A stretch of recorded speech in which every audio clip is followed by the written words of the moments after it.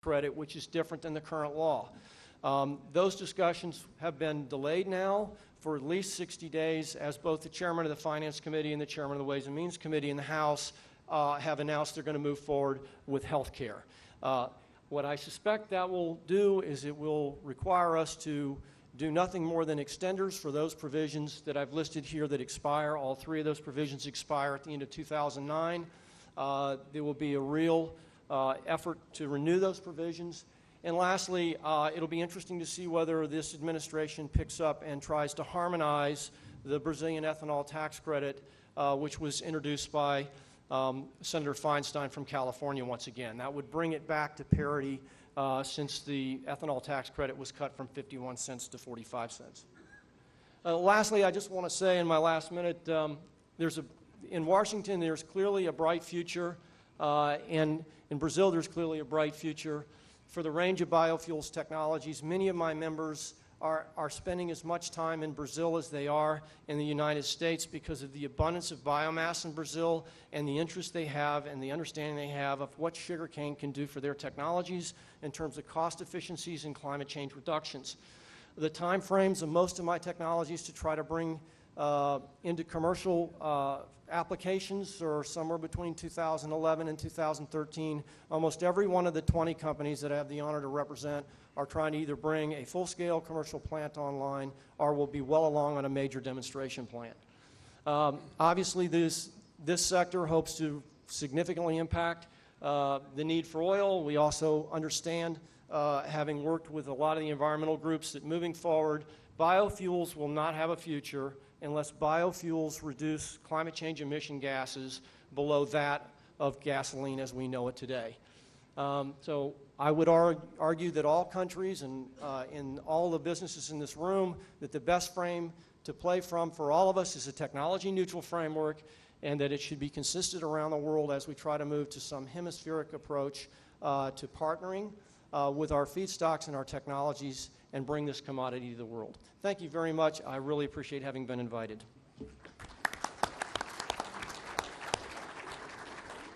Bom, eu queria agradecer ao McAdams.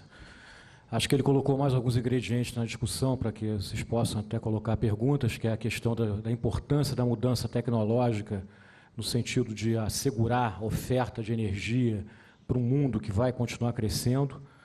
A questão também das políticas tributárias, né, que estão sempre em debate. Eu acho que no Brasil é um tema que a gente precisa discutir muito, essa questão da tributação, né, em relação do combustível renovável e o combustível fóssil. Acho que a gente está atrasado nessa discussão, a gente precisa trazer isso para dentro do Brasil. E também ele mostrando como a política americana, em termos de energia, quer dizer, ela tem hoje 3 vetores muito importantes que vão determinar, na minha opinião, também mudanças no mundo inteiro, que é a questão da segurança energética, a questão ambiental e a questão da geração de emprego em função da crise que a gente está vivendo. Eu chamaria agora para fazer a apresentação o Rob Smith, né, fazer a última apresentação. Thank you very much. Ladies and gentlemen, distinguished guests, it's truly an honor to be here today. Really, I've enjoyed the presentations by my distinguished colleagues here. I'm going to take you in a little bit different direction here. I work for a global engineering and construction company. We'll give you a few slides to explain quickly what CH2M is, what we're about. And then really I'm going to talk about the perspective of what we see around the world in the energy sector, and clearly some implications for the audience here. Much less technical view, you'll see some similar slides to Kjell's, but not attempting to predict the future, except to maybe frame the extent of the energy challenge that we see, which both of my colleagues did very well.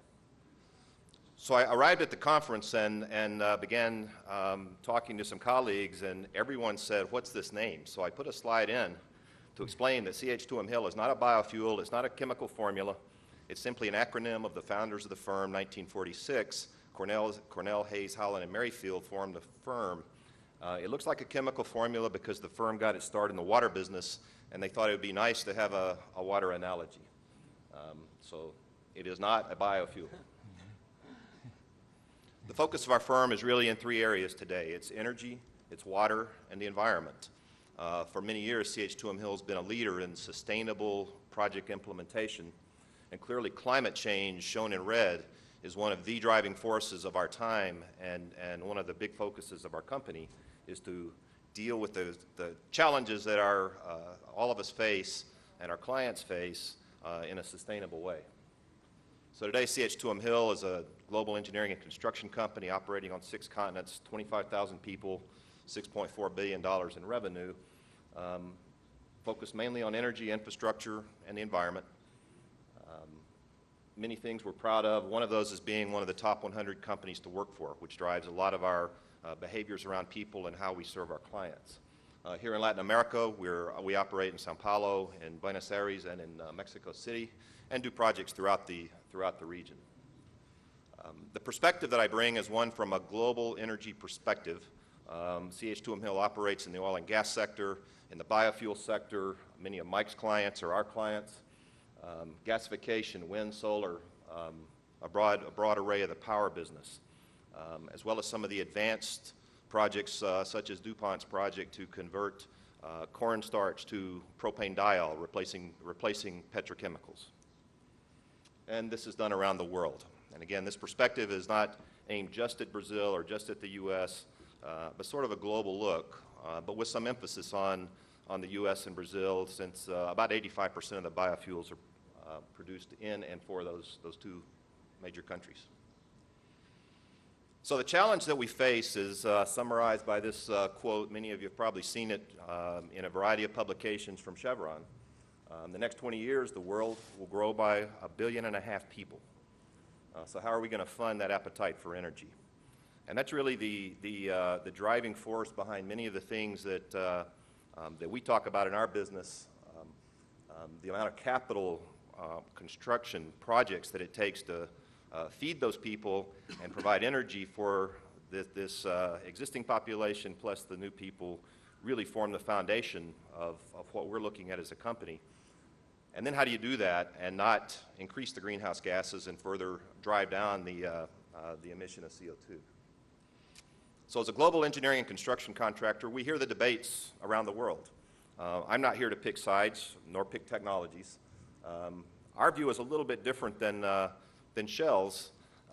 We don't attempt to predict peak oil. What we do know is we're continuing to define, such as the pre-salt here in Brazil, Iraq, many parts of the world, we're finding large quantities of additional oil and gas. In the U.S., we found hundreds of years' worth of shale gas in the last 3 years. So we know that we're continuing to add unconventionals and conventionals to the energy mix, not at all taking exception to what Kjell said. Lots of science behind that.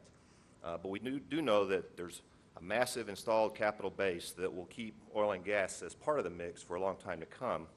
At the same time, consistent with Kjell's view, we've got to reduce the greenhouse gases. Clearly, a massive amount of capital required to do that. And biofuels clearly are part of the solution for many years to come. Now, biofuels is an interesting debate as you go around the world. Many countries, biofuels are loved. Other countries, biofuels are hated.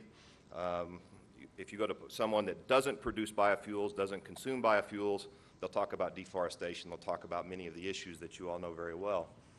As someone coming from a consumer of biofuels, I think it's a critical part of the mix and something that we want to aggressively promote throughout the U.S. Because we also have this energy security issue that we want to deal with.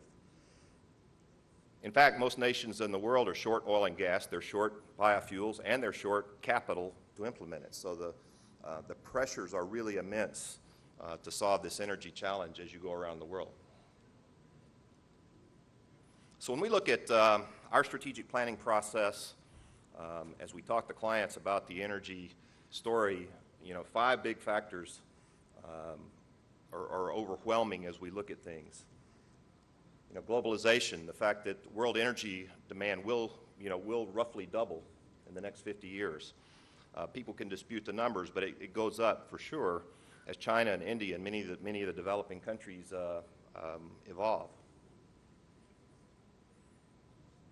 This population growth is distributed into new places where energy doesn't exist in plentiful quantities. every one of those countries that's disconnected from the energy supply has to implement their own solution for logistics and pipelines and distribution.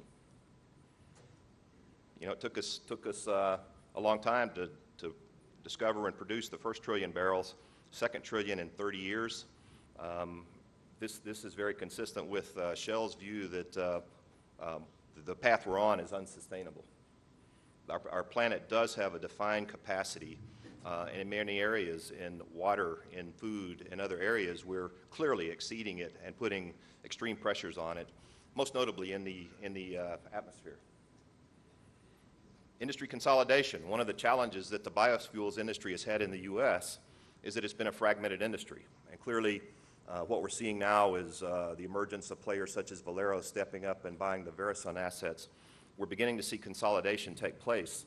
And that consolidation, we think, is extremely healthy. I know you're seeing some similar things in Brazil. It's extremely critical so that the biofuel industry can build the infrastructure that we need, the distribution networks we need to take biofuels to more and more of the consumers around the world. And lastly, technology. Without a doubt, any extensions in the oil and gas beyond even to produce the things on the backside of Shell's peak oil curve requires technology. Horizontal drilling, fracturing technology, deep water offshore, where Petrobras is the world leader. And the same thing in the bioprocess industry.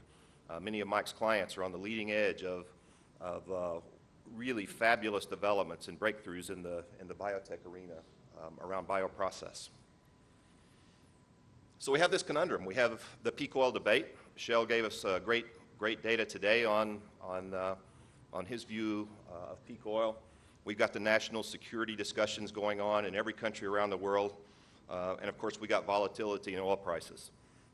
All those really, from our view, only mean that our energy mix is getting more complex and more volatile in the years to come, regardless of who's right or what country you're in.